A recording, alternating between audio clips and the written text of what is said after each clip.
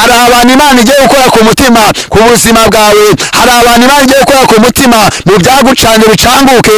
Haleluya. Wowe udafite akazi, wowe mushomeri, Imana yakanya hari abigiye gukora ku mutima baguha akazi. Wowe wabuze fiance, hari abo Imana igiye gukora ku mutima ubone fiance. Humura aka kanya uzanye ijambo. Wa mukobwa we kiranuka, Imana ikore ku mutima wawe, iraguhuza n'umusore yakoze ku mutima. Wowe wabuze urubyaro, wowe wabuze urubyaro, ndagutangariza bakwiye kubwira ngo kiranuka, Imana ikore ku mutima, iraguhuza n'igisubizo cyawe, kubera ko Imana yiteguye kubagira neza, yiteguye kubarengera, yiteguye kubaha umugisha.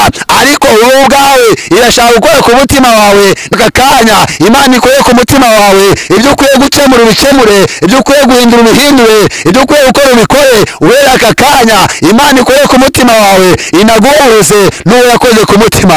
Wowe wabuze urubyaro, humura, Imana yaruguhaye.